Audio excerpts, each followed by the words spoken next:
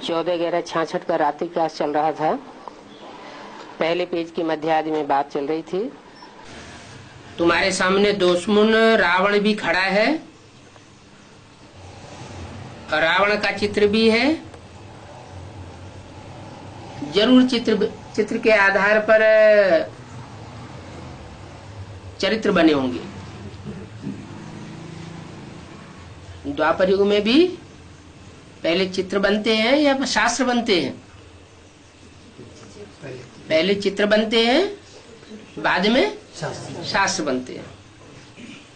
और चित्र कहाँ बनते हैं? मोस्टली सारे भारत में चित्र कहाँ बनते हैं?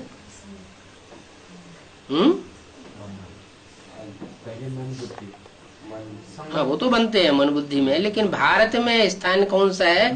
हाँ, खास मुंबई में नहीं, महाराष्ट्र में अजंता, एलोरा, एलिफेंटा, कन्हेरी आदि गुफाएं जो हैं वो मोस्टली ज्यादातर कहाँ हैं? महाराष्ट्र में। अच्छा, क्योंकि चित्रकारों की चित्रकारी होती है। जो भी कलाएं हैं, जो भी कलाकार हैं, उनकी भावना में बहुत पावर होती है। तो सात्विक स्टेज में वो जो चित्र बनाए थे उनमें फिर भी सच्चाई थी। बाद में उन चित्रों को देख करके शास्त्र बनाए गए। शास्त्र भी पहले सच्चे थे, बाद में जैसे जैसे मनुष्य विकारी बनता गया उन शास्त्रों का इंटरप्रिटेशन गलत होता गया।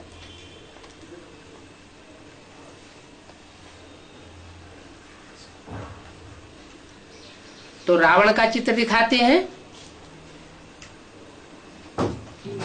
वैसे भक्ति मार्ग वाले राजाओं का भी दिखावे,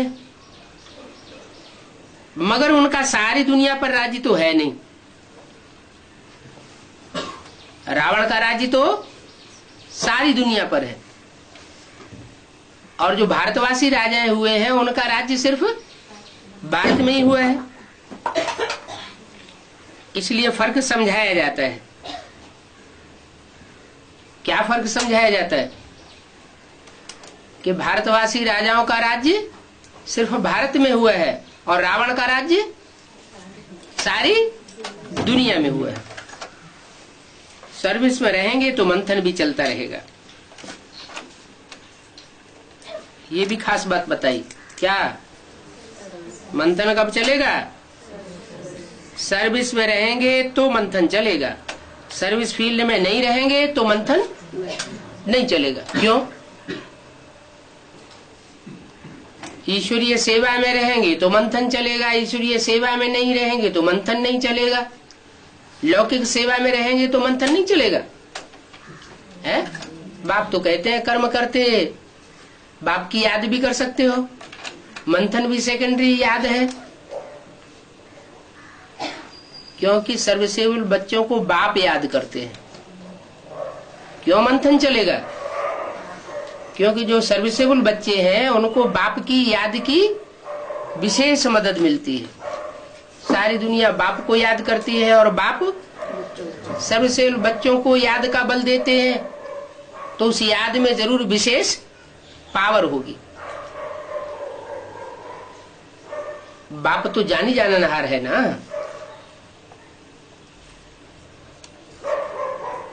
तो वो पावर बच्चों को मिल जाती है।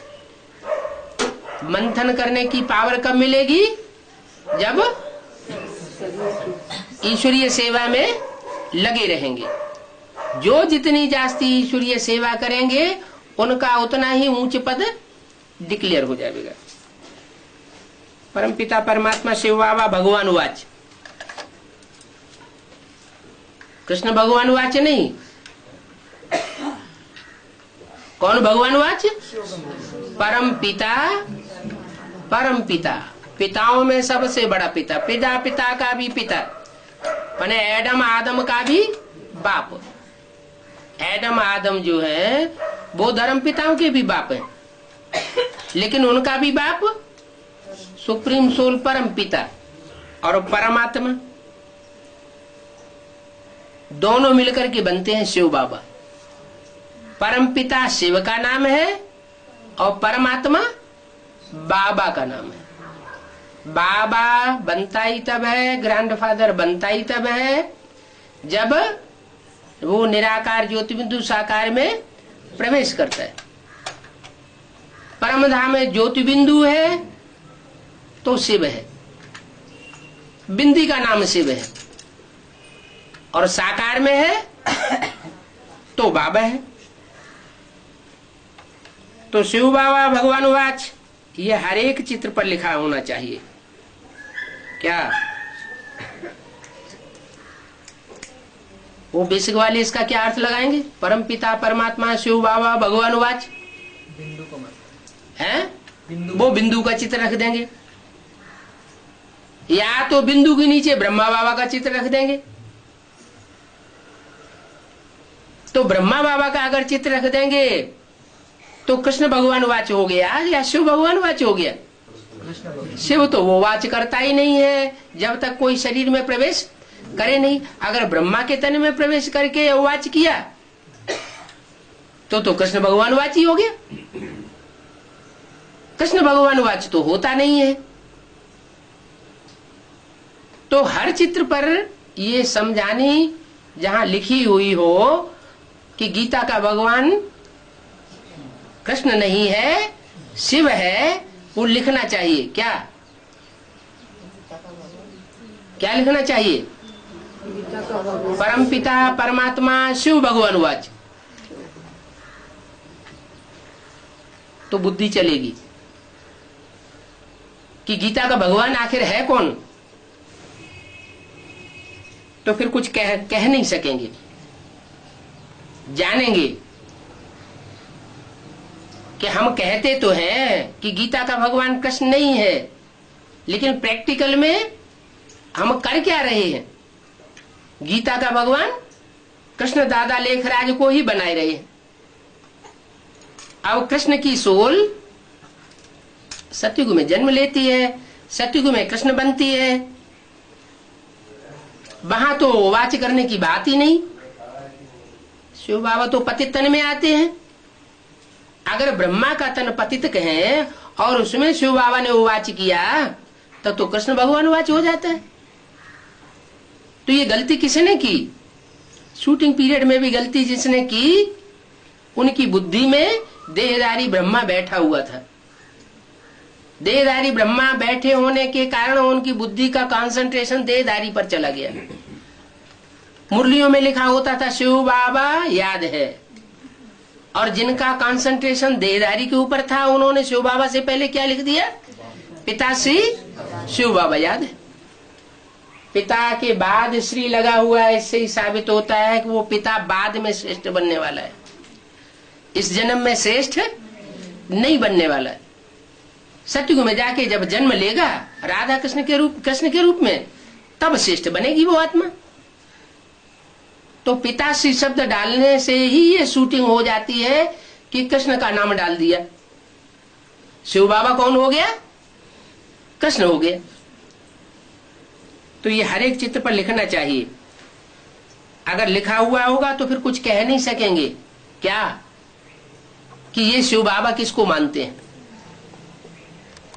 शिव बाबा जरूर कोई साकार होना चाहिए। कृष्ण उर्फ दादा लेखराज ब्रह्मा नहीं हो सकता। शिव निराकारी स्टेज वाला होना चाहिए, और वो निराकारी स्टेज वाला जो होगा वो ही बाप समान होगा। बाप समान होगा तो जो पहले बाप समान बनेगा उसी के साथ शिव का नाम मिला दिया जाएगा। 33 करोड़ देवताओं में से किसी के साथ शिव का नाम मिलाया नहीं जाता। किसके साथ मिलाया जाता है? शिव के साथ शंकर का नाम मिलाया जाता है। शिव शंकर को मिला के एक किया है। क्यों किया है? आत्माएं तो अलग अलग है। शिव की आत्मा अलग है, शंकर की आत्मा अलग है। शिव परमात्मा ही नमः कहा जाता है, शंकर देवता कहा जाता है। देवताओं में बड़ा देवता कहा जाता है, महादेव कहते हैं। तो दो आत्माएं तो अलग अलग हैं, लेकिन जो महादेव कहा जाता है वो महादेव याद की ऐसी पराकाष्ठा को पहुंचता है कि शिव समान बन जाता है, बाप समान स्टेज को प्राप्त कर लेता है। इसलिए शिव के साथ शंकर का नाम जोड़ा जाता है। आजकल की जो कंपनियां हैं उनमें भी क्या करते हैं, एंड सन्स कंपनी लिखते हैं ना, बाप का नाम पहले।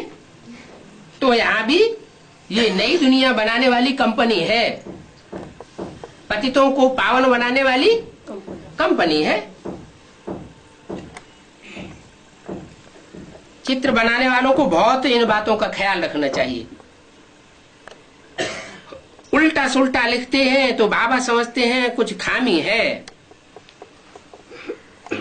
बच्चों का मूड ठीक नहीं होगा तो उल्टा सुल्टा लिखेंगे। हर एक बात में सुधार लाना चाहिए। क्या रिफाइनिंग करते रहना चाहिए। ऐसे नहीं कि हमारी गीता एक ही है बंधी हुई, नहीं, हमारी गीता में तो अल्टरनेशन करेक्शन होता ही रहता है। बेहद का बाप आए ही है नई दुनिया बनाने के लिए, नई दुनिया बनाने के लिए आए हैं तो पुरानेपन को चेंज करेंगे ना, कि पुरानापन ही चलता रहेगा? नहीं, श्रीमत पर नहीं चलेंगे, खड़े नहीं होंगे। अगर श्रीमत पर चलेंगे तो पुरुषार्थ में खड़े रहेंगे, नहीं तो क्या होगा, गिर पड़ेंगे, क्योंकि पद कम हो जाता है। सर्विस कितनी भी करो, लेकिन क्या नहीं होना चाहिए, अहंकार नहीं होना चाहिए कि मैंने सेवा की। अरे मैं तो तमो प्रधान आत्मा हूं, मैं आत्मा कलयुग के अंत में अंतिम 84 जन्म लेकर के तमो प्रधान बनी हुई, मैं सेवा कैसे करूंगी? तमो प्रधान आत्मा तो जो भी करेगी क्या करेगी, डिससर्विस ही करेगी। कामी क्रोधी लोभी मोही अहंकारी क्या करेगा, डिससर्विस ही करेगा। तो अपना अहंकार नहीं आना चाहिए, अपने अंदर निरहंकारीपना होना चाहिए कि बाप मेरे द्वारा सेवा कराते हैं। सर्विस करके अपना ही कल्याण करते हैं। अगर हमने सर्विस की भी है, बाप ने मुझे निमित्त बनाया भी है, तो कल्याण किसका होगा, बाप का कल्याण होगा क्या, मेरा ही कल्याण होता है। मैं जास्ती सर्विस करता हूं, ये अहंकार आने से गिर पड़ेंगे। बाप कितना निरहंकारी है, बच्चों को देखना चाहिए। सब पर रहम करते हैं। क्या कहा, निरहंकारी की निशानी क्या बताई है, उनका कोई दुश्मन नहीं है। निरहंकारी, निराकारी, निर्विकारी। जब उनका कोई दुश्मन नहीं है तो सबके ऊपर रहम करते हैं। तो हमको भी क्या करना चाहिए, सबके ऊपर रहम। हमारा कोई दुश्मन नहीं है, सब आत्मा भाई, सब अपना पार्ट बजाए रहे हैं। जो जैसा पार्ट बजाता है वो अपने लिए बजाता है। हमें किसी के प्रति देह में बुखार नहीं आना चाहिए, मन के अंदर बुखार नहीं आना चाहिए। वैश्यों, गणिकाओं, भीलनियों सब का आकर के उद्धार करते हैं। बाप आकर देखते हैं कि इसकी चलन कैसी है, ये व्यभिचारिणी है, वैश्या है, नहीं। बाप की बुद्धि में आता है वैश्या को देख करके नफरत आती है क्या, नहीं। बाप तो जानते हैं मेरा काम ही है क्या, पतितों को पावर होना। तो बच्चों का भी काम क्या होना चाहिए, ऐसे नहीं कि ये वैश्या है, ये पतित है, ये गिरी हुई है, ये धोखा दे सकती है। अरे धोखा भी देगी तो अपना भाग्य खराब करेगी। हमें क्या, हमें तो सेवा करनी है। तो बच्चों को अहंकार नहीं आना चाहिए। आकर के गणिकाओं की भी सेवा करते हैं। गणिकाएं क्या करती है, गणिका माने गीत गाने वाली। गीत गाती हैं किसके, भगवान के गीत गाती हैं। और रहती किसके साथ है, सारंगी तबला बजाने वालों के साथ। ता ता धिन्ना सुर में सुर उनके बिलाए देते हैं। वैश्या के साथ जो रहते हैं ना, वो सुरताल मिलाने वाले होते हैं। जो कहा, हाँ बहुत अच्छा कहा, बहुत अच्छा कहा, और उसके पीछे लगे रहेंगे। तो ऐसी सुरतार मिलाने वाले जो होते हैं उनको भी गणिकाएं जो है क्या करती हैं, उनको ही अपने साथ रखती हैं। उनको अगर कोई विरोध करेगा कि तुम ये ठीक काम नहीं करती हो, तो उनको अपने साथ नहीं रखेगी। ऐसी वैश्याओं के ऊपर भी बाप आकर के रहम करते हैं। क्या ये तो धोखा देना हुआ ना है? गीत गाना भगवान के, पब्लिक के सामने गीत किसके गाए, महिमा किसकी की, भगवान की महिमा की, और रहना किसके साथ, सुरताल मिलाने वालों के साथ। तो कोई और आदमी होगा तो नाराज हो जाएगा, ये क्या करती है, ये तो बहुत धोखेबाज है। शुरू में हाँ, तो वैश्याओं, गणिकाओं, भीलनियों, भीलनी किसको कहा जाता है, भीलनी कहा जाता है शूद्राणी को। क्या, जो नीच जाति के होते हैं ना, वर्ण शंकर भी होते रहते हैं, उनको कहा जाता है भीलनी। भीलनी कहो, भंगिनिया कहो।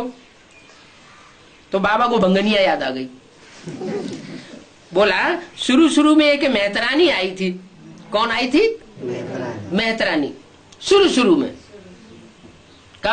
कब की याद दिलाई है, यज्ञ के शुरुआत की।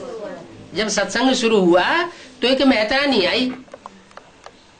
अच्छा, जो आदि में आई सो अंत में एडवांस में भी आई होगी। आदि में आई मेहतरानी, मच्छियों वाले भी आए थे, मछली पकड़ने वाले भी आए, और मेहतरानी भी आई। फिर वो सर्विस छोड़ होटल पर जाए बर्तन मांजते हैं।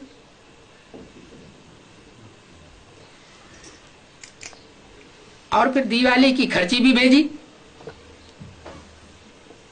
होटल पे जाके सेवा की। किसने, बिलनी माना भंगिनिया ने भी, और मच्छी मारने वालों ने भी। दिवाली की खर्ची भी बाबा के लिए भेजी। आगे चल करके देखेंगे ऐसे आवेंगे जो सन्यासियों को भी बैठ करके ज्ञान देंगे। सन्यासी तो पवित्र होते हैं, पवित्र होने के कारण उनकी बुद्धि तो बहुत तीखी होती है। ढेर सारे उनके चेले बन जाते हैं, बुद्धि की तीव्रता के ऊपर फिदा हो जाते हैं। बाप कहते हैं आगे चल करके ये पता चलेगा क्या, कि ऐसी ऐसी भीलनियां और ऐसी ऐसी मच्छी मारने वाले भी ऐसे ऐसे सन्यासियों की सेवा करेंगे। माना भगवान के संपर्क में आने वाली भीलनी ही क्यों न हो, भंगिनी ही क्यों न हो, अगर थोड़े समय भी उसने अपनी बुद्धि को परमात्मा के प्रति अर्पण किया, मच्छी मारने वाला ही क्यों न हो, थोड़े समय भी अगर ईश्वर के प्रति अपनी बुद्धि को दान करता है, बुद्धि को परमात्मा की तरफ लगाता है, परमात्मा की तरह चलता है, उसकी मत पर चलता है, तो वो ज्यादा श्रेष्ठ हो जाता है। किनसे, उन सन्यासियों के मुकाबले जो भगवान को जानते ही नहीं। ऐसे सन्यासियों को ऐसी पतित गिरी हुई आत्माएं भी बैठ करके ज्ञान सुनावेंगे। अभी तो माया अच्छे अच्छे को अहंकार में ले आती है। क्या कहा, अच्छे को अहंकार में। उन भीलनियों की, उन मच्छी में आने वालों की तो बात ही छोड़ दो, गणिकाओं की, वैश्याओं की तो बात ही छोड़ दो, लेकिन जो अच्छे अच्छे हैं उनको भी अहंकार में ले आती है। बाबा जानते हैं कैसे कैसे गिर पड़ते हैं। पर तो मुश्किल ही कोई उठते हैं। बच्चों की चलन से ही दिखाई पड़ जाता है कि ये कम काम करते हैं। मेहनत सारी इसी में है, याद नहीं कर सकते हैं तो उनसे फिर इतनी अच्छी सर्विस नहीं होती है। सारी मेहनत किसमें बताई,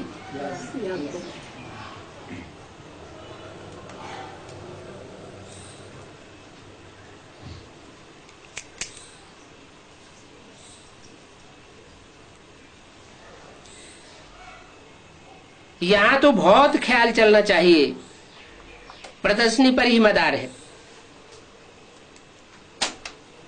क्या जो प्रदर्शनी दिखाते हैं, बेसिक नॉलेज में जड़ चित्रों की प्रदर्शनी दिखाते थे, एडवांस नॉलेज में कौन सी प्रदर्शनी तैयार करने के लिए बोला? चैतन्य चित्रों की प्रदर्शनी तैयार करने के बोला। माना पहले अपने ऊपर ध्यान देना है। जड़ चित्रों की प्रदर्शनी वो तो बाहर बुद्धि चली जाती है, और चैतन्य चित्र की प्रदर्शनी में सबसे पहले खुद के अपना चेहरा आ जाता है। क्यों? क्योंकि हमारा लक्ष्य क्या है? नर से नारायण बनना। तो जब हमारा ही लक्ष्य है नर से नारायण बनना, तो पहले हम नारायण बन करके दिखाएं। हम नारायण बनेंगे तो जो भी देखेंगे उनके ऊपर स्वतः ही क्या असर पड़ेगा कि हम भी ऐसे बने।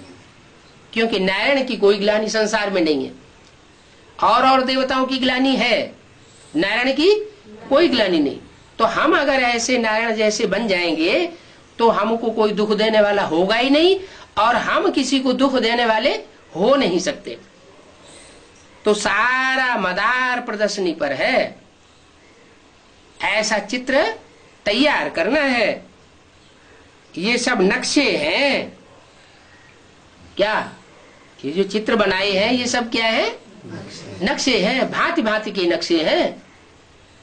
नारायण का चित्र न मिले लक्ष्मी से, लक्ष्मी का चित्र न मिले जगदम्बा से। चित्र तो अलग अलग है ना। बिना नक्शों को कुछ भी समझ नहीं सकते। क्या कहा? दुनिया वाले भी कब समझेंगे?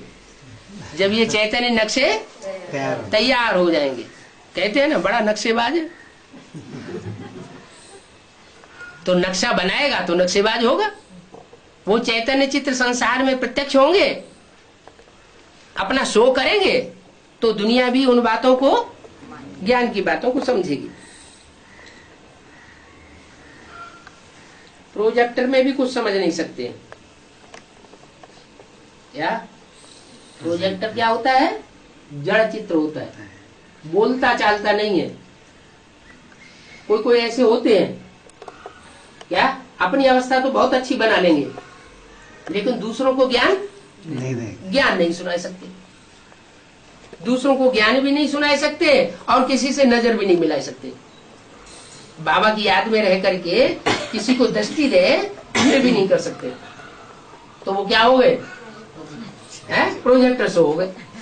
बाप कहते हैं प्रोजेक्टर शो भी कुछ समझा नहीं सकता। प्रोजेक्टर शो निमित्त नहीं बनेगा कुछ किसी को समझाने की। उसमें तो शकल का ही पता नहीं पड़ता है, पूछ भी नहीं सकते हैं कोई। क्या चैतन्य चित्र होगा तो कुछ पूछेंगे तो बतावेगा, और जड़ चित्र वो तो बतावेगा भी नहीं। और इसके अलावा बताने वाला साथ में होगा तो बतावेगा। जड़ चित्र को भी समझाने वाला साथ में कोई गाइड होगा तो बतावेगा। और प्रोजेक्टर शो तो उसमें मशीन रखी होती है, वो बोलती है। प्रोजेक्टर शो स्वयं तो बोलता नहीं है। तो बोला प्रोजेक्टर में तो चित्र देख करके चले जाते हैं। तो बहुत बच्चों को ख्याल रखना चाहिए, चलते फिरते स्थूल और सूक्ष्म दोनों का ख्याल रखना चाहिए। एक दो को नुकसान तो नहीं देते हैं, फालतू बातें तो नहीं करते हैं। इन बातों का ध्यान रखना है, कोई को भी नुकसान नहीं देना है। जो चाहिए सो मांग सकते हो। बच्चे नाराज नहीं हो, नहीं तो उसमें ही ख्याल चलता रहेगा, चल नहीं सकेंगे। घड़ी घड़ी बताना चाहिए बाबा हम कहाँ भी जरूरत है तो जा सकते हैं। क्या कहा? बाबा को ऑफर करेंगे ईश्वरीय सेवा के लिए, बार बार ईश्वरीय सेवा के लिए ऑफर करते रहेंगे तो बाबा भी ऑफरिंग देंगे। जो बच्चे ऑफर करेंगे उनको पहले ऑफरिंग देंगे या दूसरों को ऑफरिंग देंगे? जो खुद ऑफर करेंगे उनको ऑफरिंग देंगे। तो बाबा के ख्याल में भी रहेगा। इसलिए बच्चों को हर बात में सर्विसेबल होना चाहिए, फरमान बरदार वफादार होना चाहिए। क्या? जो फरमान करे वो फरमान को मानने वाला बच्चा हो। और वफादार होता है पति पत्नी के संबंध में पत्नी कैसी होनी चाहिए? वफादार होना चाहिए। जो पति के प्रति दिल खोल करके रख सके वो दिल किसी और के सामने खोल करके न रखे। बच्चों को भी मदद करनी है। क्या? किसकी मदद करनी है? बच्चों को बाप की मदद करनी है। प्रदर्शनी में भी राजाई पानी है, हैं? प्रदर्शनी से राजाई मिल सकती है? प्रदर्शनी से प्रजा निकलती है या राजाई मिलेगी? प्रजा निकलेगी। तो प्रजा निकलेगी तो राजाई कैसे मिलेगी? है प्रजा बनने से राजा बनना। अरे ये बताया कि प्रजा तो लाखों की तादाद में जब निकलती है तब कोई राजा बनता है। प्रदर्शनी ने जो सुनाते हैं उस प्रदर्शनी से प्रजा निकलती है। तो ढेर सारी अगर जिसने किसी ने प्रदर्शनी सुनाई होगी और लाखों प्रजा निकाली होगी तो वो राजा, जब लाखों प्रजा निकलेगी तो वो राजा बन जाएगा। ये तो जड़ चित्र की बात हुई। अब चैतन्य चित्र, चैतन्य चित्र से भी जो देखेगा, जो उस चित्र को देखेगा, चैतन्य चित्र को, वो स्वतः ही आकर्षित हो जाएगा। उसको कुछ सुनाने की भी दरकार नहीं रहेगी। तो बोला प्रदर्शनी से भी राजाई मिल सकती है, कोई कम बात है क्या? हाँ। चंद्रवंशी वाले जो होंगे वो स्वर्ग नहीं देख सकते हैं। हेलो। क्या कहा? चंद्रवंशी वाले स्वर्ग नहीं देख, चंद्रवंशी वाले स्वर्ग नहीं देख सकते हैं। अच्छा, जो फेल हो जाते हैं वो क्या बनते हैं? चंद्रवंशी बनते हैं। यज्ञ के आदमी में कौन फेल हो गया?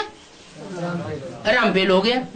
तो राम फेल हो गया तो कराची में जो स्वर्गीय संगठन बना था ना सन 47 में, हिंदुस्तान पाकिस्तान की लड़ाई हुई थी। नरक के बीच स्वर्ग का नजारा बाबा ने बच्चों को दिया। नरक के बीच स्वर्ग की दुनिया बाबा ने बच्चों को बना के दी ना। हिंदू मुसलमान सब आपस में खून रेजी कर रहे थे और बच्चे थोड़े से वहां आराम से रहे पड़े थे। एक बाबा उनके सामने नजर में रहता था, एक बाबा को याद करते थे। दुनिया में दूसरा कोई याद ही नहीं आता था, तो अवस्था कैसी रहेगी? है एकदम टॉप मोस्ट अवस्था थी, सतो प्रधान अवस्था थी, जैसी सतयुग में होती है। तो राम फेल हो गया तो स्वर्ग देख सका है? यज्ञ के आदि में जो स्वर्ग का सैंपल बाबा ने तैयार किया वो स्वर्ग देख सका है? नहीं देख सका। न राम वाली आत्मा ने देखा और न सीता वाली आत्मा ने देखा। सीताएं भी दो होती है। एक सीता को रावण उठा ले जाता है, पंच तत्वों की बनाई जाती है, और एक सीता ओरिजिनल होती है जो योगाग्नि में रखी जाती है। तुम पावक में करो निवासा। पावक माने अग्नि, तो वो योगाग्नि में बैठाई जाती है।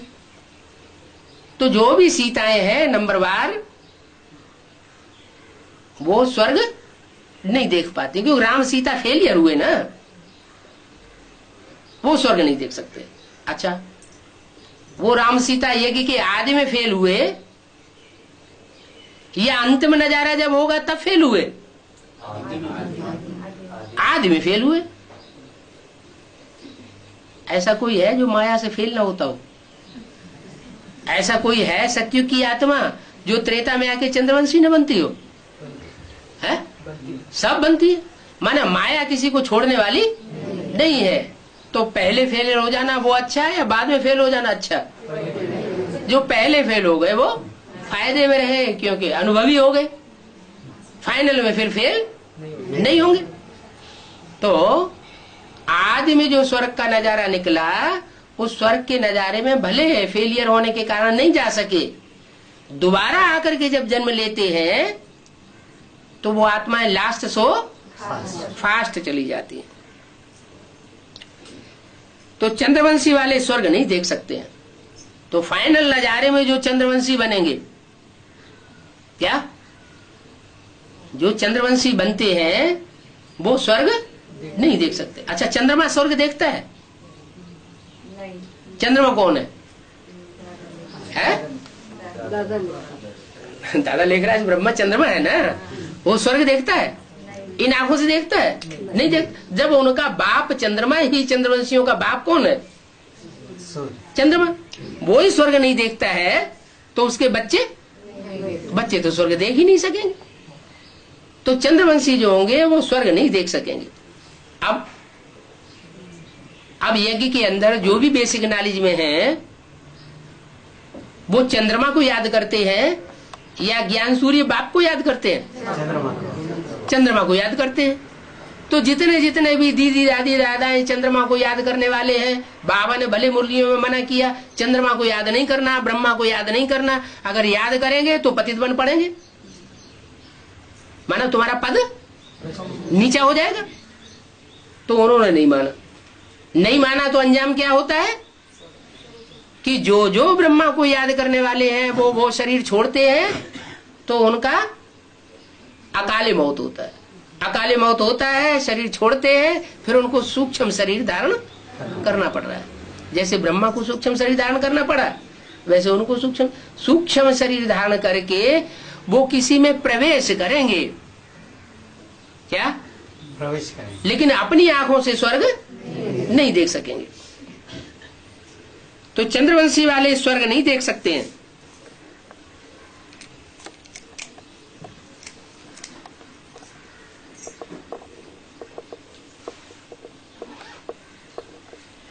कम पढ़ाई है तो सतयुग में जा ही नहीं सकते, क्योंकि बाबा जो सतयुग की बात करते हैं वो 16 कला संपूर्ण सतयुग की बात करेंगे, माना उससे भी ऊंची कोटि का जो संगम युगी स्वर्ग है उसकी बात करते हैं। नर से नारायण बनने वाले संगम युग की बात करते हैं स्वर्गीय सुख की, या उस स्थूल सुख की बात करते हैं? बाप तो लक्ष्य देते हैं वो तो उस जीवन का लक्ष्य देते हैं जिसका गायन और पूजन द्वापर युग में भी होता है। द्वापर युग में सतयुग के नारायणों का कोई गायन पूजन है? सतयुग के नारायणों का कोई गायन पूजन नहीं। वहां जो भी गायन पूजन सतयुग में वो द्वापर कलयुग में होता है वो संगम युग की संपन्न स्टेज का होता है।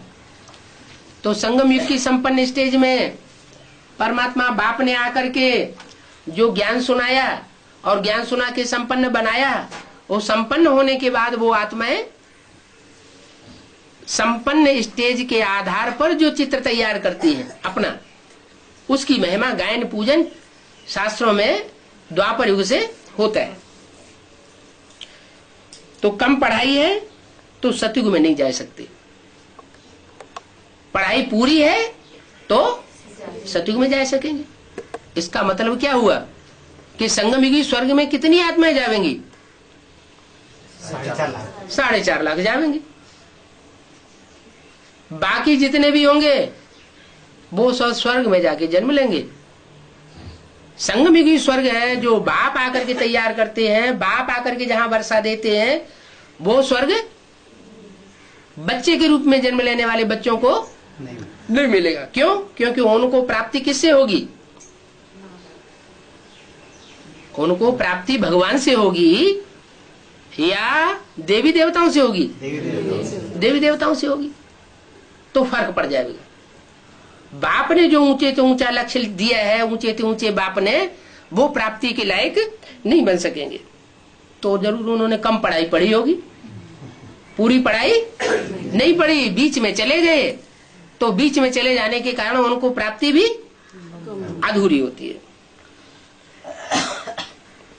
कम पढ़ाई वाले सतयुग में जा नहीं सकेंगे। बच्चों को तो नई दुनिया स्वर्ग में जाने के लिए पुरुषार्थ करना है। क्या कहा है? कौन सी नई दुनिया? कोई कहे सतयुग का दूसरा जन्म भी तो नई दुनिया है। अरे कुछ न कुछ पुराना तो हुआ। कोई कहेंगे पहला जन्म सतयुग का, जो राधा कृष्ण जैसे बच्चे बनेंगे, वो भी तो नई दुनिया है। संगम नई दुनिया तो है, 16 कला संपूर्ण तो है,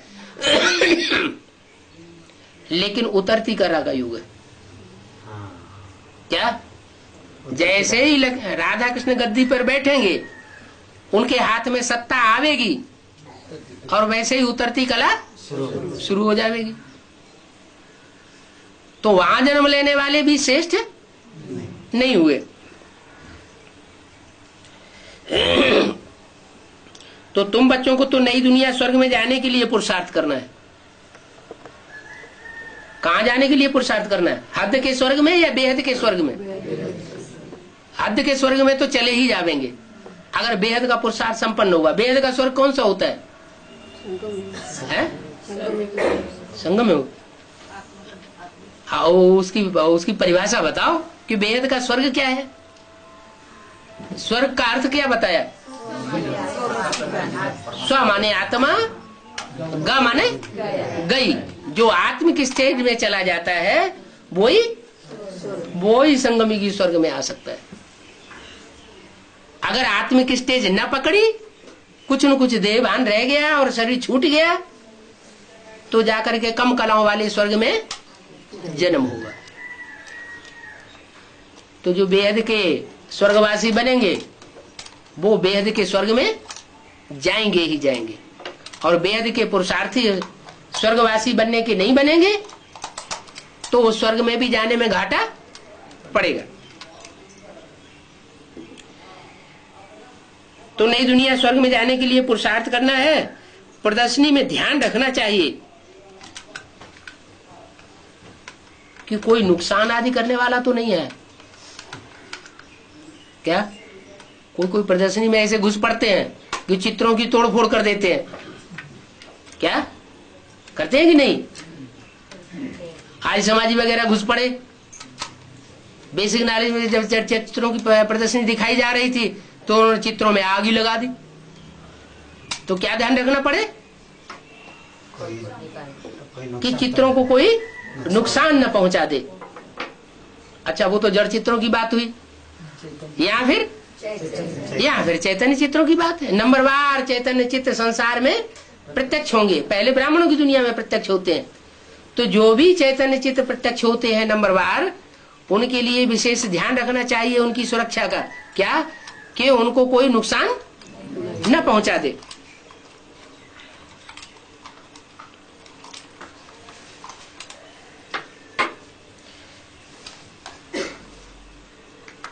अभी तो तुम्हारे सब दुश्मन हैं। क्या ऐसे नहीं कि सिर्फ आर्य समाजी ही दुश्मन है या बाहर की दुनिया वाले ही दुश्मन है या ब्राह्मणों की दुनिया में जो यादव और कौरव संप्रदाय है वो ही दुश्मन है। नहीं, अभी तो एडवांस पार्टी में भी दूसरे धर्म की बीज रूप आत्माएं जो घुसी है वो हमारे सबसे बड़े दुश्मन, बहुत दुश्मनी कर रही है। देखो, बेसिक नॉलेज में एडवांस पार्टी का बेसिक नॉलेज वाले कुछ भी नहीं बिगाड़ सके। 77 से एडवांस पार्टी शुरू हुई और तब से लेकर के 98 तक, 77 में संपूर्णता वर्ष और 98 तक कितने साल हुए? 20 साल, 21 साल। 21 सालों में तुम्हारा कोई बाल बांका नहीं कर सका। और 98 में अगर किसी ने बिगाड़ किया तो अंदर वाले ने किया या बाहर वाले ने किया? अंदर की एडवांस पार्टी वाले ही दुश्मन बन गए। वो प्रदर्शनी के अंदर घुस गए। तो इस बात का ध्यान रखना है कि कोई ऐसे तो नहीं घुस गए, सब तुम्हारे दुश्मन हैं, अंदर वाले भी बाहर वाले भी। तो बहुत ध्यान रखना पड़ेगा, फिर बाद में सारे ही मित्र बन जाएंगे। क्या बोला? सारी दुनिया तुम्हारा दुश्मन बनेगी लेकिन बाप को नहीं भूलना। ये है सब। क्या भले दुश्मन बनती रहे, हम समझेंगे हमारा दुश्मन कोई है ही नहीं। जब बाप हमारा मित्र है तो सब आत्मा हमारे भाई है। सो साहब अपना अपना हिसाब किताब पूरा कर रहे हैं। रेशर देखो, हिसाब किताब तो है ना। क्या हिसाब किताब है? अरे कृष्ण को किसी ने जेल में डलवाया हो, कृष्ण ने पूर्व जन्म में राजा बना होगा जब कृष्ण, तो किसी को जेल में डलवाया होगा तो वो हिसाब किताब नहीं पूरा करेगा है? राजा है तो बहुत उल्टा उल्टा काम करते थे, सत्य असत्य कुछ भी नहीं देखते थे, अपनी मनमानी करने लग पड़ते थे। तो अगर जिन्होंने कुछ ऐसा किया होगा तो वो अपना हिसाब किताब पूरा करेंगे ही ना। तो हिसाब किताब पूरा हो रहा है। पूर्व जन्म में किसी ने, राजा ने अपने राज्य में से किसी को नाजायज तरीके से धक्का देके बाहर निकाला होगा, तो उसका हिसाब किताब नहीं होगा पूरा है। तो संगम युग में इस समय जो अपने आश्रम की चार दीवारी से धक्का देकर के बाहर निकाल देते हैं, सच्ची बात सुनाने पर भी बाहर निकाल लेते हैं, तो क्या समझना चाहिए, ये हमारे दुश्मन नहीं है, वास्तव में इनके साथ पूर्व जन्म में हमने दुश्मनी की थी। क्या इस जन्म में तो ये हमारे भाई हैं। ये इस बात की, इस ज्ञान की गहराई को नहीं समझते हैं। जब समझ जाएंगे तो ये भी हमारे सहयोगी बन जाएंगे। तो अभी तो तुम्हारे सब दुश्मन हैं, फिर बाद में तुम्हारे सारे ही मित्र बन जाएंगे। क्या जो अभी जान लेवा दुश्मन है वो तुम्हारी जान के रक्षक बन जाएंगे। क्या दिखाते हैं, विष्णु जब शेषशाही सैया पर सोया हुआ होता है, लेटा हुआ होता है, तो उसकी रक्षा करने वाले कौन दिखाए जाते हैं, नाग, सर्प। सर्प तो डस लेता है तो आदमी मर जाता है? तो ऐसे सर्प भी जो जानलेवा दुश्मन होते हैं वो भी रक्षा करने वाले बन जाएंगे। कृष्ण को क्या दिखाते हैं, सर्पों के सर के ऊपर डांस करता हुआ दिखाते हैं। क्या वो सर के ऊपर डांस करता है, इसका क्या मतलब हुआ कि सच्चाई सर के ऊपर चढ़ के बोलती है। तो ये सब तुम्हारे दुश्मन है, फिर बाद में सारे ही मित्र बन जाएंगे।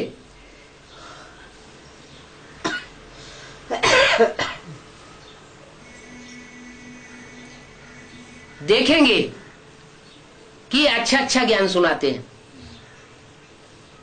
तो भक्ति मार्ग वालों का ज्ञान सुनना बंद कर देंगे। भक्ति मार्ग में लोग चलना ही बंद कर देंगे। भक्ति कहां से आती है, रावण से भक्ति आती है। तो समझ जाएंगे ये भक्ति हमारे लिए नुकसानदायक है, हम गलत रास्ते पर है। ये जो सच्चा ज्ञान सुनाती है यही सच्चाई है, इसी रास्ते पर चलना चाहिए।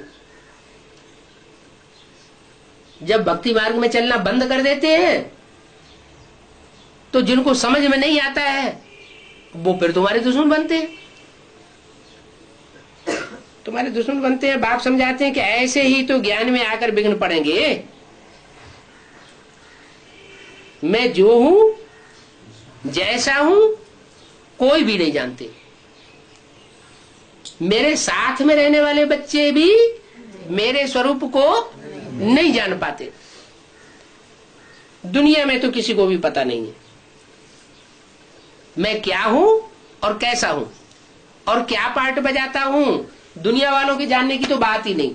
कौन सी दुनिया वाले, बाहर की दुनिया वालों की तो बात ही छोड़ दो।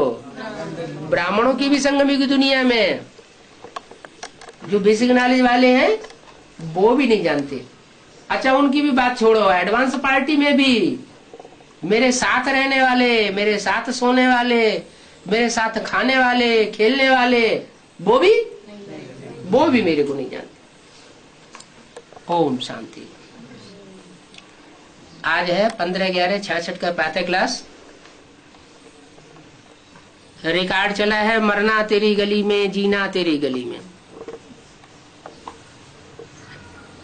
पहले मीठे मीठे रूहानी बच्चों को पॉइंट समझनी है और फिर समझानी है। क्या कोई भी पॉइंट बाबा बोलते हैं मुरली में तो पहले क्या करना चाहिए, खुद समझना है और फिर दूसरों को समझाना है, तो ज्यादा गहरा अच्छा असर पड़ेगा। जैसे बेसिक नॉलेज में हम पॉइंट सुनते रहे, क्या परमात्मा सर्वव्यापी नहीं है, तो फटाफट दूसरों को सुनाना शुरू कर दिया। क्या सुनाया? परमात्मा सर्वव्यापी नहीं है, परमात्मा सर्वव्यापी नहीं है, परमात्मा सर्वव्यापी नहीं है, हरैया लगा दी चारों तरफ। लेकिन ये बुद्धि में नहीं आया क्या सर्वव्यापी नहीं है तो आखिर एक व्यापी कहाँ है? ब्रह्मा बाबा ने तो शरीर छोड़ दिया। क्या गुलजार दादी में सर्वव्यापी है, एक व्यापी है? अरे गुलजार दादी तो नारी चोला है, भगवान का रूप तो भक्ति मार्ग में भी कहीं नारी चोले के रूप में तो दिखाया नहीं गया। तो ये कभी बुद्धि नहीं चली, इस बात की गहराई को समझा ही नहीं। तो बाप क्या कहते हैं, पहले हर पॉइंट की गहराई को खुद समझना है, फिर दूसरों को समझाना है। खुद समझ करके दूसरों को समझाएंगे तो लोगों के ऊपर असर पड़ेगा। जैसे गीता का भगवान कृष्ण नहीं है, गीता का भगवान शिव है, शिव भगवान वाच होनी चाहिए। अरे हमने कहना शुरू कर दिया, समझाना शुरू कर दिया, क्या गीता का भगवान शिव नहीं है, वो कृष्ण नहीं है, शिव है, और शिव का चित्र बना के रख दिया ज्योति बिंदु। अब ज्योति बिंदु कैसे वो वाच करेगा? कभी सोचा?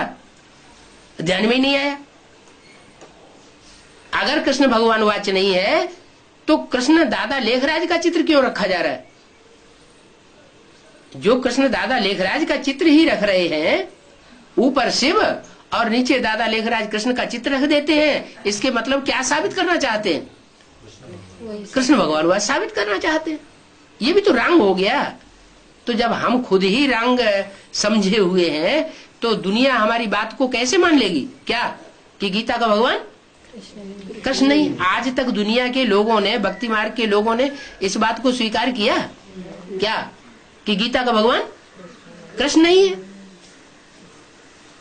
तो जब हम खुद ही गहराई तक नहीं समझे हुए हैं, 100% बात की गहराई को नहीं समझा है, तो हम दूसरों को भी समझाने लायक नहीं बन सकते। पहले पहले मुख्य समझानी किस बात की देनी है? पहले पहले क्या समझना है? बाप को समझना है। बाप को अगर पूरा समझ लिया है तो हम दूसरों को भी बाप की समझानी दे सकते हैं। क्या समझना है बाप के बारे में? कि बाप बिंदु है। अरे बुद्धि में तो आना चाहिए, बाप बिंदु है और सारी दुनिया में जो भी मनुष्य आत्माएं हैं, ये कीड़े पशु पक्षी पतंगे आदि आत्माएं हैं, वो बिंदु नहीं है, वो भी तो बिंदु है। तो बाप बिंदु और सब कीड़े पशु पक्षी और मनुष्य सब बिंदु, तो फिर अंतर क्या हुआ? फिर बाप को ऊंचते ऊंच कैसे कहें? कहेंगे कि बिंदु सबसे ऊपर रहता है परम धाम में, सबसे ज्यादा ऊपर रहता है। तो हमारी इतना ऊपर रहता है कि हमारी बुद्धि उस परम धाम में ऊपर उसको याद करने में पहुंचती नहीं। तो ऐसी ऐसी बुद्धि में बातें आती रहती हैं जिनका आगा पीछा कुछ भी होता नहीं है। बच्चों को अतीन्द्रिय सुख फील होना चाहिए। इतनी गहरी समझानी बुद्धि में आए कि अतीन्द्रिय सुख अनुभवों में आने लगे। जब निश्चय करते हैं कि हम बेहद बाप की संतान हैं, क्या निश्चय करते हैं? कि और भी जितने भी हुए हैं 84 जन्म में, वो हमारे हद के बाप थे। और धर्मों के भी जो धर्म पिताएं हैं, वो भी सब हद के बाप हैं। जैसे आज दुनिया में क्रिश्चियंस की संख्या बहुत ज्यादा है, 100-150 करोड़ क्रिश्चियंस हो गए हैं, फिर भी वो भी हद का बाप था क्रिश्चियंस का। कौन? क्राइस्ट।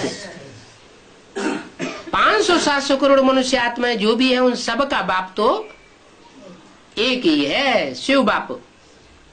और वो शिव बाप इस संसार में आकर जिसके द्वारा प्रत्यक्ष होता है, उवाच करता है, शिव भगवान वाच कहा जाता है ना, कृष्ण भगवान वाच नहीं। शिव क्या करके सुनाते हैं? कौन सा ज्ञान सुनाते हैं? गीता ज्ञान सुनाते हैं। तो जो गीता ज्ञान सुनाते हैं, उस गीता ज्ञान का, गीता तो माता हो गई, तो गीता ज्ञान जो सुनाने वाला है वो क्या हो गया? गीता पति हो गया। पति साकार में होना चाहिए, निराकार में होना चाहिए? साकार में होना चाहिए। वो कह देंगे दादा लेखराज ब्रह्मा। तो दादा लेखराज ब्रह्मा अगर गीता पति हो गया तो फिर गीता माता कौन हुई? कहेंगे जगदम्बा सरस्वती। अरे जगदम्बा सरस्वती का जो ज्ञान सुनाया वो ज्ञान था क्या? उस ज्ञान की बात है? नहीं। जगदम्बा सरस्वती ने जो ज्ञान सुनाया वो परमात्मा बाप जगदम्बा में प्रवेश करके ज्ञान नहीं सुनाते, ब्रह्मा में प्रवेश करके सुनाया। इसका मतलब ये है कि वो नाम पड़ा ब्रह्मा माने बड़ी माँ है, सब धर्म ग्रंथों की माँ है। उससे बड़ा धर्म ग्रंथ और कोई नहीं हो सकता। वो सारे जगत की माँ है, माने ब्रह्मा के द्वारा जो वाणी आई है और ब्रह्मा का जो रूप है वो गीता माता का टाइटल धारी कहा जा सकता है। कौन? दादा लिख रहा है। वो टाइटल धारी है। तो असली गीता माता कौन? असली गीता माता वो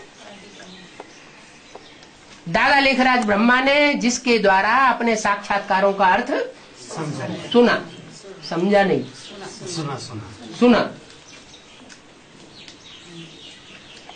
क्योंकि ब्रह्मा मुखवंशावली बनना जरूरी है। तो दादा लेखराज जो टाइटलधारी ब्रह्मा बना, उस माता के जाने के बाद उसके द्वारा गीता आई हमारे सामने। वो गीता टाइटलधारी भी शरीर छोड़ जाती है। जब टाइटलधारी गीता शरीर छोड़ती है तो जो यज्ञ के आदि की ओरिजिनल गीता है वो फिर यज्ञ में आती है। गीता माता बनती है। माता स्वयं ही बन जाती है या कोई उसको माता बनाता है? बनाता है। माँ की तो रचना की जाती है। कौन रचना करता है? बाप ही, पति ही जो है वो पत्नी को स्वीकार करता है। बच्चे थोड़े जानते हैं कि ये मेरी माँ है। बच्चे नहीं जानते। बच्चों को बताया जाता है कि इसको बाप ने स्वीकार किया है इसलिए तुम्हारी माँ है। और कोई पहचान नहीं मिलती उनको। वो सिर्फ यही पहचान है कि बाप ने स्वीकार किया माने ये हमारी माँ है। तो वो माँ गीता माता यज्ञ के आदि में भी थी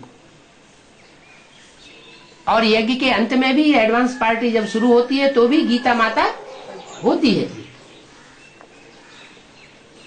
पहले छोटी बच्ची के रूप में है, बाद में जब सरेंडर होती है तो सबसे पहले कन्यादान में आगे जाने वाला स्वरूप कौन सा खून होता है? पंजाबी निकलता है। इसलिए बोला कन्यादान में पंजाब की धरणी आगे चली गई। अरे सन 83 में ही कन्यादान हुआ पंजाबियों के द्वारा। उससे पहले कोई कन्या यज्ञ में अर्पण ही नहीं हुई है? नहीं हुई। अरे चंद्रमणि दादी वगैरह ये सब पंजाब की नहीं थी क्या? और ढेर सारी जो बेसिक नॉलेज में कन्याएं अर्पण हुई बैठी है तो वो सरेंडर नहीं हुई थी क्या? फिर हाँ सरेंडर तो हुई लेकिन वो माँ के प्रति सरेंडर हुई थी है? वो भी टाइटलधारी माँ के प्रति सरेंडर हुई थी। बाप को पहचाना ही नहीं तो फिर सरेंडर होने की तो बात ही नहीं। बाप का प्रत्यक्षता वर्ष मनाया ही जाता है सन 36 में बाप प्रत्यक्ष हुआ ही नहीं था। आत्मा आती है, गर्भ में प्रवेश करती है तो उसे प्रत्यक्षता रूपी जन्म कह सकते हैं क्या? है? आत्मा गर्भ में प्रवेश करती है, 3-4 महीने का गर्भ तैयार होता है, आत्मा प्रवेश करती है तो उसे जन्म कहा जाता है क्या? नहीं कहा जाता। पता ही नहीं चलता कब आई कब नहीं आई। तो ऐसे ही सुप्रीम सोल शिव सन 36 में कब आया ये किसी को एक्यूरेट पता ही नहीं चलता। वो तो प्रवेश हुआ लेकिन पता नहीं, प्रत्यक्ष नहीं हुआ। पहली बार संगम युग में वो बाप कब प्रत्यक्ष होता है? 76 में। 76 में भी प्रवेश ही कहेंगे, एक्यूरेट टाइम का पता नहीं चलता, तिथि तारीख नक्षत्र घड़ी का पता नहीं चलता। तो कब पता चलता है? प्रत्यक्षता होगी तो। जब बाप बच्चे के द्वारा प्रत्यक्ष होता है। बाप बच्चों के द्वारा प्रत्यक्ष, अकेला प्रत्यक्ष नहीं होता। 3 मूर्तियां भी प्रत्यक्ष होती है और 3 मूर्तियों के साथ साथ अष्टदेव भी प्रत्यक्ष होते हैं। बाप अपनी प्रत्यक्षता पहले करेगा या पहले बच्चों को प्रत्यक्ष करेगा? बच्चों को। सन सोज फादर, फादर सोज सन्स। बच्चे बाप को प्रत्यक्ष करते हैं, बाप बच्चों को प्रत्यक्ष करता है। तो कौन अपना काम पहले पूरा करेगा? बात करेंगे। बाप सर्वशक्तिमान है, वो अपना काम पहले पूरा कर लेगा। बच्चे भले ढेर सारे हैं लेकिन नंबरवार बच्चे हैं, इसलिए वो पहले बाप को प्रत्यक्ष नहीं कर सकते। तो बाप छुपा रुस्तम बन करके अंत तक गुप्त रहता है और पहले बच्चों को प्रत्यक्ष करता है। जब बच्चों के द्वारा बाप की प्रत्यक्षता होती है तो असली प्रत्यक्षता हो जाती है, लेकिन उसकी शुरुआत होती है कब? 76 से। 76 है ब्राह्मणों की संगमी की दुनिया में रात्रि के 12 बजे का समय। कौन पहचानते हैं बाप को? स्वदेशी या विदेशी? विदेशी बाप को पहले पहचानते हैं। तो जब पहचानते हैं, उनकी बुद्धि तीखी होती है ना, तो तीक्ष्ण बुद्धि के कारण वो समझ लेते हैं कि दुनिया में सूर्य का उदय रात के 12 बजे से ही होने लगता है। क्या? भले सुबह 5 बजे 4 बजे सूर्य दिखाई नहीं पड़ता है, लेकिन उदय तो हो चुका होता है ना। उदय होना कब से शुरू होता? पृथ्वी के दूसरी तरफ चला गया सूर्य, तो घोर अंधेरा हो गया। अब दूसरी तरफ से इस तरफ उठना शुरू हुआ, उदित होना शुरू हुआ। तो जब से शुरू हुआ तभी से दिन की शुरुआत कहना चाहिए ना, भले दिखाई नहीं पड़ता है। बहुत से वाक्य ऐसे होते हैं कि सूर्य निकलता है, बादल आ जाते हैं सामने, सूर्य उदय नहीं दिखाई पड़ता। तो क्या सूर्य उदय हुआ नहीं? उदय तो हुआ, उसकी किरणों का प्रभाव नहीं पड़ता। जो किरणें हैं वो सन्मुख नहीं आती। तो भारतवासी कब मानते हैं? जब सूर्य देखने में आता है। और विदेशियों का तीसरा नेत्र ज्यादा तीखा होता है, बुद्धि बहुत तीखी होती है। तो बुद्धि की तीक्ष्णता के आधार पर उन्होंने दिन की शुरुआत रात के 12 बजे मानते हैं। ये संगम युग से कनेक्टेड बात है। संगम युग में ही विदेशी आत्माओं ने, जो दूसरे धर्म के बीज हैं, मूल बीज, उन्होंने बाप को पहचान लिया। इसलिए बाप का प्रत्यक्षता वर्ष सन 76 मनाया गया। तो सन 76 हुआ बाप का प्रत्यक्षता वर्ष और 77 को बनाया गया संपूर्णता वर्ष। क्या? संपूर्णता वर्ष। उसके बाद और आत्माएं एडवांस पार्टी की निकलना शुरू होती है। तो जब निश्चय करते हैं कि हम बेहद बाप की संतान हैं, तो बच्चे बनते हैं। बस एक ही बात सुनो जिससे कि प्राप्ति होती है। तुम जानते हो, हम जो अपने को ब्रह्मा कुमार कुमारियां कहलाते हैं, वो है ही नई रचना। तो पहले सबको ये निश्चय कराना है कि यह तुम्हारा बाप है। हम खुद भी निश्चय करें कि जब संगम युग चलता है तो ब्रह्मा बाप भी होना चाहिए। चाहे ब्रह्मा बाप हो, चाहे प्रजापिता ब्रह्मा हो, होना जरूर चाहिए। ब्रह्मा सूक्ष्म वतनवासी बन सकता है, लेकिन प्रजापिता ब्रह्मा सूक्ष्म वतनवासी नहीं बन सकता। तो प्रजापिता ब्रह्मा को हमने पहचाना, माने बाप को पहचाना। दूसरों को भी बताना ये तुम्हारा बाप है, बाप के नीचे ठीक है विष्णु। क्या कहा है? क्या बोला? बाप के नीचे ठीक है। बाप के नीचे ठीक है विष्णु, और विष्णु के नीचे ब्रह्मा। तो इस मुरली के महावाक्य से क्या साबित हो गया कि त्रिमूर्ति जो है, जो सूक्ष्म वतन में 3 पुरियों में त्रिमूर्ति दिखाई गई है, उनमें बाप कौन हुआ? शंकर जो विष्णु के ऊपर जो मूर्ति दिखाई गई है वही बाप हुआ ना। महादेव जो देवताओं में बड़ा देवता माना जाता है, महान देवता माना जाता है, वही बाप हुआ। तो बाप के नीचे ठीक है विष्णु। बाबा ने त्रिमूर्ति की तरफ इशारा किया। क्या? त्रिमूर्ति जो 3 पुरियों में 3 देवताएं दिखाए गए, उनकी तरफ इशारा किया। ये है बाप से विष्णुपुरी का वर्षा। क्या? विष्णुपुरी है वर्षा। तो बाप ऊपर होना चाहिए, वर्षा ऊपर होना चाहिए? बाप होना चाहिए ऊपर। तो बाप हुआ शिव शंकर भोलेनाथ, और विष्णु हुआ बाप का वर्षा। ओम शांति।